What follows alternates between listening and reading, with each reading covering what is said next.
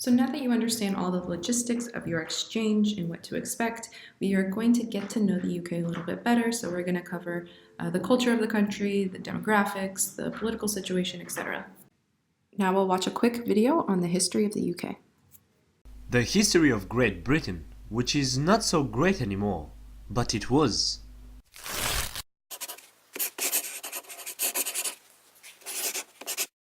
If I'm speaking about the Great Britain, I could refer just on the British Islands, but since the people there managed to expand and influence the world, in this video I'll speak about the history of the British people and the British lands.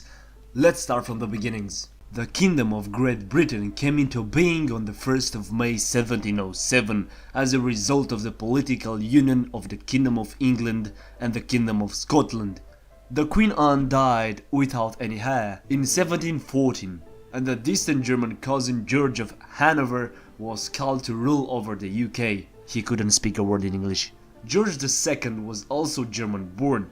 The British Empire expanded considerably during his reign. George III was the first German king to be born in England. He became king during the 7 Years' War. The war was about the British against French and ended in the victory of the UK, which acquired territories of New France, Florida, and most of the French India. Knock knock, it's America, they want to gain independence. Your name is not America, your name is the 13 colonies. No, we're not. They threw all that goatee into the water. The American War of Independence broke out, and in final the 13 American colonies were finally granted the independence, forming the United States of America. Even years later the French Revolution broke out and the King Louis XVI was killed. Left without head. In the 1800 year, the Act of Union merged the kingdoms of Great Britain and the Kingdom of Ireland. Well, I forgot to tell you something. In the 1770, Captain Cook discovered the southeast coast of Australia. He claimed that territory to be British. Sorry Cook, forgot about you. The United Kingdom during this time also had to face the ambitions of Napoleon, who desired to conquer the whole Europe. After the victory at Trafalgar and Waterloo, the Great Britain reinforced its position into the world. Being an important event and because of the high tensions of American-British relations due to some events, US declares war in 1812. At peace, some territories were changed and the peace between the two nations is still available today. The 19th century would be dominated by the British Empire, spreading all the 5 continents from Canada and the Caribbean to Australia and the New Zealand via Africa, India and Southeast Asia. In 1832, Parliament abolished slavery in the empire with the Slavery Abolition Act in 1833. Victoria became queen in 1837 at the age of 18 in her long reign until 1901. What? 1901? 1901 minus 1837, it's 64 years? Yeah, okay. In her long reign until 1901, Britain reached the zenith of the economic and political power. Exciting new technologies such as the steam ships, photography, railroads and telegraphs appeared. Knock knock, it's America. No, it's the First World War. Austria declares war on Serbia because of the death of this guy. Russia entered on Serbian side, Germany stays with Austria, so they are enemies with Russia now, but Russia had 2 friends, these guys. Awesome, right? Now everyone is at war. The war had been won by Britain and its allies, but the human and financial costs were huge. The war should never exist again. Britain gained the German colony of Tanganyika and the part of Togoland in Africa. The Anglo-Irish War was fought between the Crown Forces and the Irish Republican Army from 1919 to 1921. The war ended with the Anglo-Irish Treaty of December 1921 that established the Irish Free State. The Northeast Protestant territories remained part of the United Kingdom ever since. In 1933 this guy came into power in Germany, and after British and French governments led him to Anschluss Austria and annex Sudetenland, in the 1st of September 1939 Poland was attacked by Germany. UK and France declared war on Germany, and then this happened.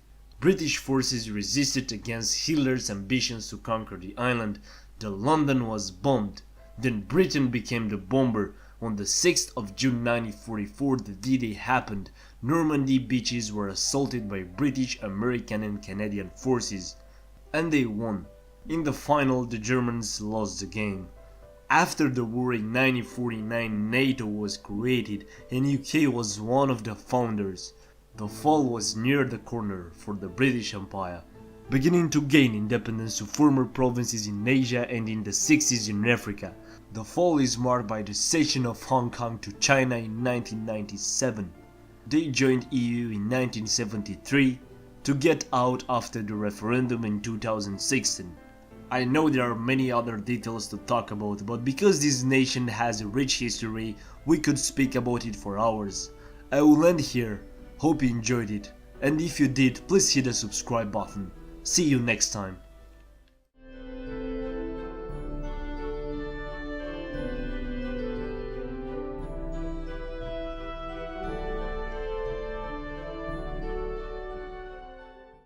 Here's a video on the government in the UK.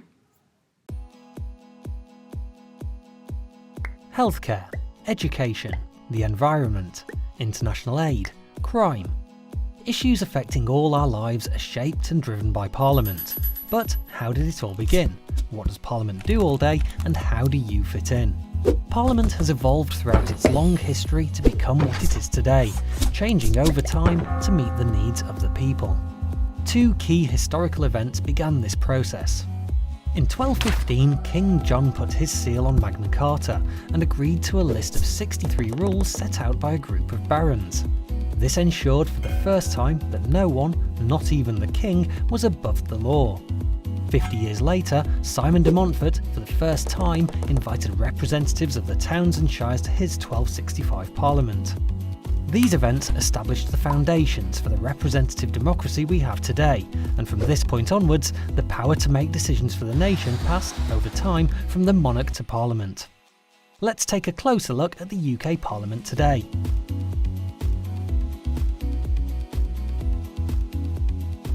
Parliament is made up of three parts: the House of Commons, the House of Lords and the Monarch. The House of Commons is the elected chamber of Parliament. It debates big issues, proposes laws, amends existing ones and challenges the government's work.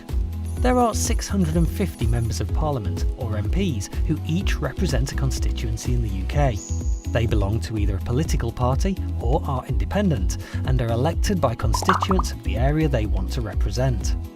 The leader of the party that has the most MPs elected after a general election becomes the Prime Minister and heads up the government. They choose a cabinet made up of 20 senior ministers, who coordinate each government department's work. Parties not in power are called the opposition. MPs from the opposition and government question the government on policy and proposed laws.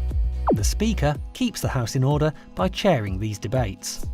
The House of Lords is the second chamber and shares the making and shaping of laws with the House of Commons.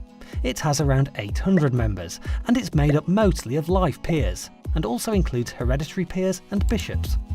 Lords are selected for their knowledge and experience and hold government to account by using their expertise to look at laws and issues in detail. The monarch's role is mainly ceremonial. They meet the Prime Minister once a week to hear what's going on in Parliament and formally agree every new law. But that's not all. There are also people working behind the scenes who support the work of Parliament: clerks, librarians, researchers and many more.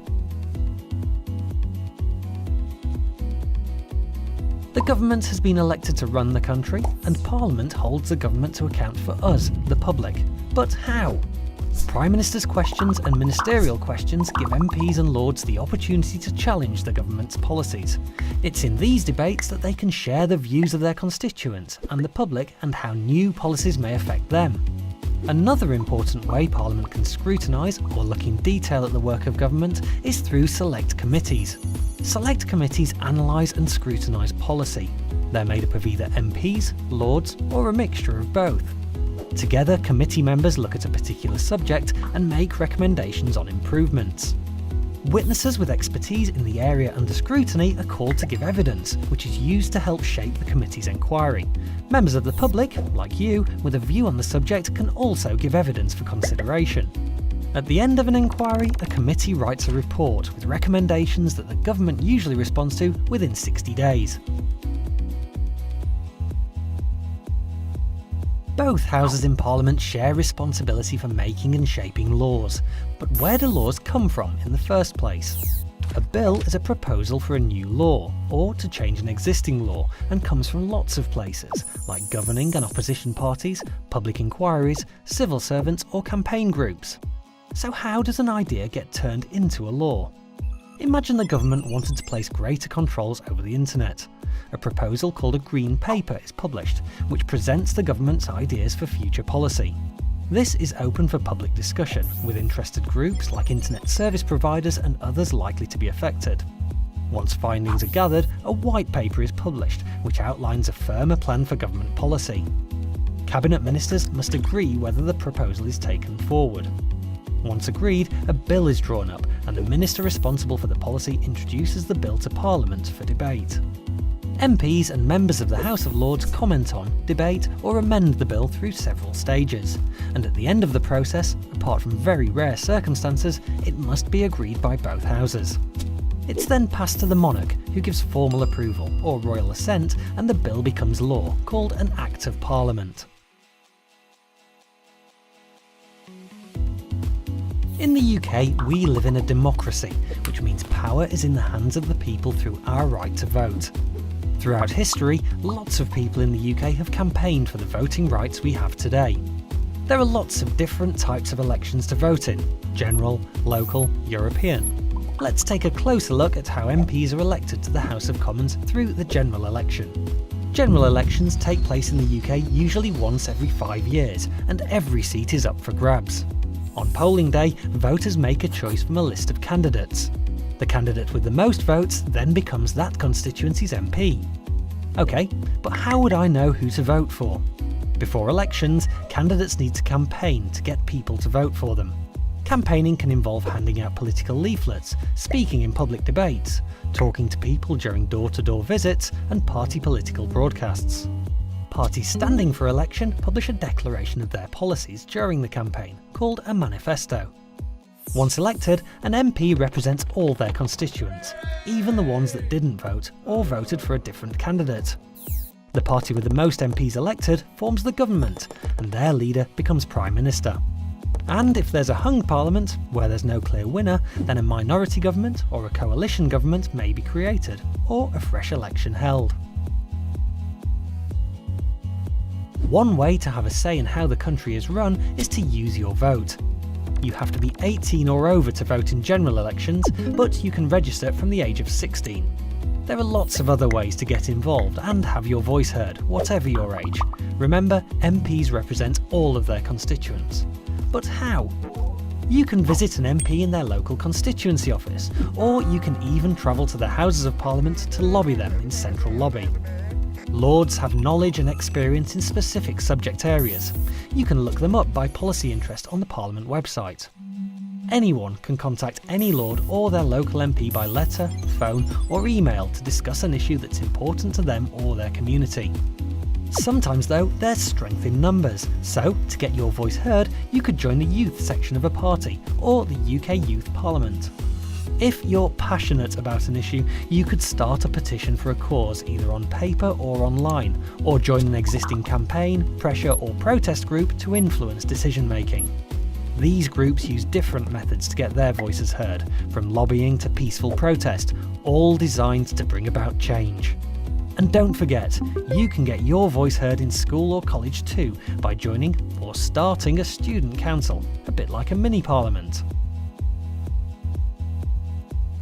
So, Parliament sits at the heart of UK democracy, debating the big issues of the day, making and shaping laws, and holding the government to account. By voting, petitioning, campaigning and more, you can also get involved with the work of Parliament. What will you do?